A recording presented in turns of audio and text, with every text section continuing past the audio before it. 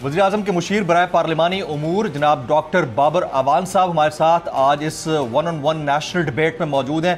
Doctor साहब बहुत शुक्रिया आपके वक्त के लिए। ब्रेक से पहले हम बात कर रहे थे टेक्नोलॉजी की और आपने बिल्कुल दुरुस्त फरमाया कि हमें अपनी आंखें बंद नहीं करनी चाहिए और आंखें बंद कर लेने से तो वैसे भी रात नहीं होती। तो टेक्नोलॉजी पूरी दुनिया अगर इस्तेमाल कर रही है, दुरुस्त है, तो उसको पाकिस्तान में भी इस्तेमाल होना चाहिए। लेकिन बहुत सारे ऐसे ममालिक जो ब्रेक से पहले मैं एग्जाम्पल दे चुका हूँ, वहाँ पर इसको नो कह दिया गया है। जनूबी एशिया में भी इंडिया वो वाहिद मुल्क है जहां पर ईवीएम इस्तेमाल हो रही है, जिसके ऊपर इंटरनेशनल फोरम्स को बहुत सारे तहफ़्फ़ुज़ात हैं। तो अब एक ऐसी मशीन जिसके ऊपर अरबों रुपए लगते हों। अब मैं आर्टिकल एक देख रहा था कमर दिलशाद साहब का, आज का ही लेटेस्ट आर्टिकल है, उसमें लिखते हैं कि इलेक्शन कमीशन को जो ब्रीफिंग दी गई थी उसके मुताबिक कौमी और सूबाई असम्बली के लिए अलहदा इलेक्ट्रॉनिक वोटिंग मशीन का इस्तेमाल होना है और 1 लाख पोलिंग स्टेशनों पर 4 लाख पोलिंग बूथ कायम किए जाएंगे, जिसके मुताबिक 8 लाख के लगभग इलेक्ट्रॉनिक वोटिंग मशीनों की खरीदारी होनी है, जिसकी लागत का तखमीना एक अंदाजे के मुताबिक 50 अरब रुपए के करीब है। तो डॉक्टर साहब ये भी तो बहुत बड़ा इन्वेस्टमेंट होगा और इसका टाइम कितना होगा, मशीन कितने अरसे के लिए काबिल इस्तेमाल होगी, ये तो सारे सवालात बड़े इंपॉर्टेंट हैं डॉक्टर साहब।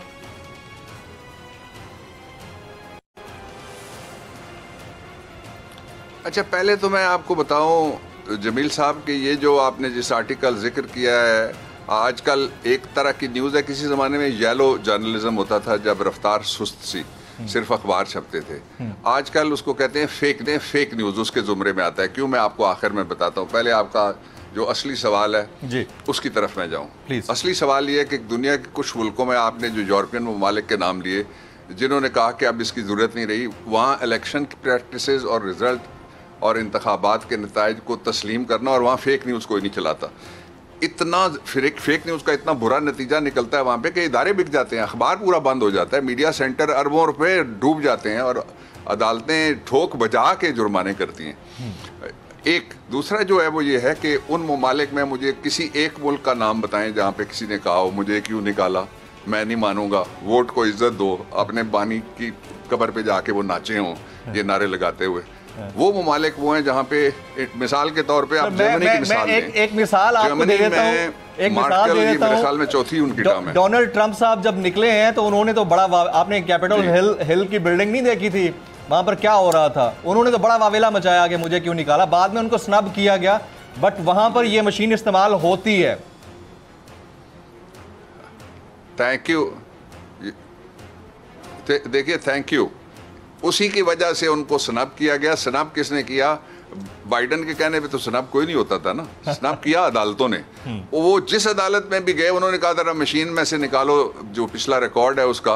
वो जब रिकॉर्ड निकला तो पता चला कि उनका दावा दुरुस्त नहीं था, इसलिए उनको घर बैठना पड़ा। इससे पहले अल गोर वर्सेस जूनियर डोनाल्ड ट्रंप, उसके मुकदमे पाम बीच काउंटी केस है, बड़ा मशहूर है, जो सुप्रीम कोर्ट ने सुना था वहाँ पे।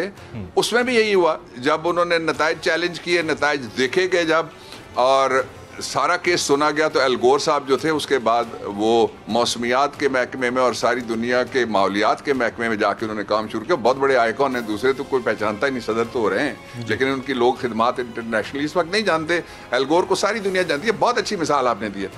अच्छा, एक दूसरा ये कि इंडिया डेमोग्राफी हमसे मिलती है, मुआशी हालात उनके बेशुमार इलाके ऐसे हैं जो पाकिस्तान से इतने पसमानदा है जिसका हिसाब ही नहीं है। बेशुमार ऐसे अनटचेबल तबकात उन्होंने क्रिएट किए हुए हैं वहाँ भी। लेकिन वहाँ पे ये मॉडल जिसको वेस्ट वाले खुद ही कहते हैं लार्जेस्ट डेमोक्रेसी, हम तो नहीं मानते, जो उनका अकलीतों के साथ सलूक है और इलीगली इंडियन ऑक्यूपाइड कश्मीर के अवाम के साथ सलूक है। और ताज़ा तरीन जो चलता फिरता हमारा पाकिस्तान था, हमारे गिलानी साहब, उनके साथ भी उन्होंने क्या सलूक किया और उनके इस दुनिया से तशरीफ़ ले जाने के बाद उनके जसदे उनसरी से क्या उन्होंने सलूक किया, ये भी एक बड़ी इंपॉर्टेंट बात है।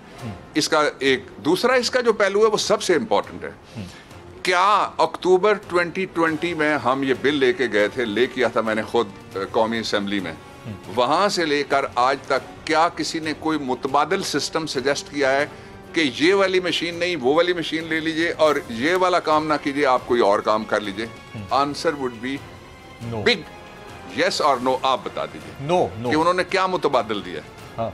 अच्छा, दूसरी बात जो ये कहा गया कि जो ब्रीफिंग्स दी गई, हर ब्रीफिंग इलेक्शन कमीशन को जो दी गई उसमें मैं हिस्सा था, और मेरी जो मिनिस्ट्री है वो इलेक्शन कमीशन के जो मामलात हैं असेंबली के अंदर, गवर्नमेंट के अंदर, उनको लीड करने के लिए उसको रूल्स ऑफ बिजनेस के शेड्यूल में लिख के इंचार्ज बनाया गया पार्लियामेंट्री अफेयर्स को जी। इसलिए ये कहना कि जो ब्रीफिंग दी गई उसमें ये कहा गई बिल्कुल टोटली फेक न्यूज़ है और अभी तक किसी ने कॉस्टिंग ही नहीं की, ना इलेक्शन कमीशन ऑफ पाकिस्तान ने की है, ना ही उनके IT डिपार्टमेंट ने की है।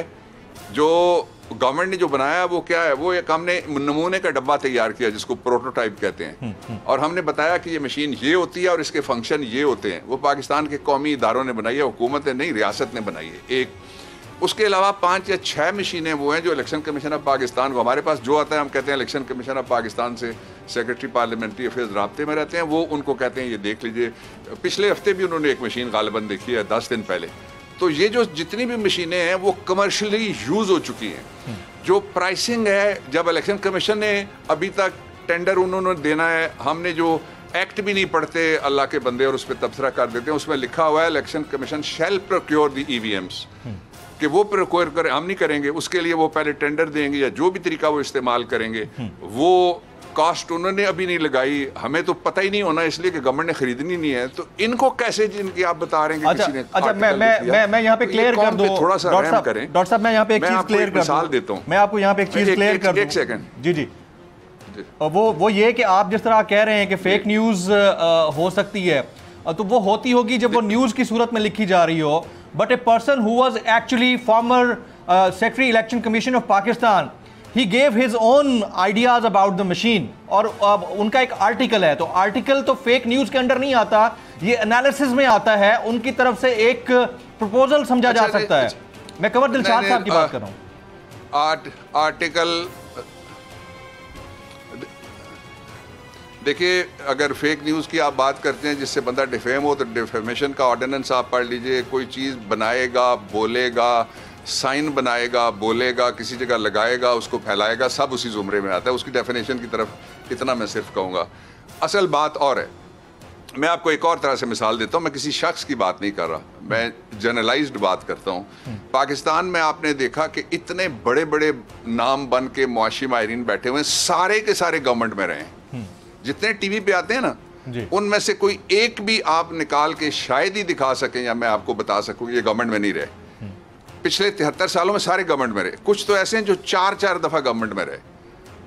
वो जब ये बता रहे होते हैं डूम्सडे सिनेरियो कि पाकिस्तान डूब गया, उसकी मईशत डूब गई, उसकी सनत डूब गई, उसकी तजारत डूब गई, तो इनसे कोई ये तो पूछे कि पर्क्स, प्रिविलेज, रिटायरमेंट, हाउसेज, कारें, बच्चों की तालीम, अस्पताल, ये सारा आपने पाकिस्तान से लिया। कोई अच्छी खबर आपके पास नहीं होती। एक दूसरा, जब आप थे उस दौर का आप बता दीजिए। ये सवाल हर उस शख्स से किया जा सकता है जो इदारों से निकलने के बाद इदारे चलने, वो कहते हैं जी मैं जब था तो चला था। वो अब मैं नहीं कहना चाहता कि किसके ज़माने में इलेक्शन में रिगिंग के क्या किसने इल्ज़ामात लगाए। कोई इलेक्शन बचा ही नहीं पिछला जिसके ऊपर इल्ज़ाम ना लगे हो। इसलिए डॉक्टर साहब देखिए, अब आपने एक बड़ी ज़बरदस्त बात उठाई है, के साथ आपने एक बड़ी ज़बरदस्त बात उठाई है। पिछले सवाल खड़ेंगे। अच्छा सुनिए, हम उतर गए पटड़ी से। मैं वापस लाना चाहता हूँ डिबेट को। जी प्लीज। देखिए ना, हम किसी शख्स को या इदारे को डिस्कस नहीं कर रहे। ऑब्जेक्टिवली ये मैंने आपको बता दिया कि आपका कानून क्या कहता है कि कौन इसको खरीदेगा, कौन इसकी कॉस्ट करेगा। सब्सक्राइब करें और बेल दबाएं ताकि कोई खबर रह न जाए।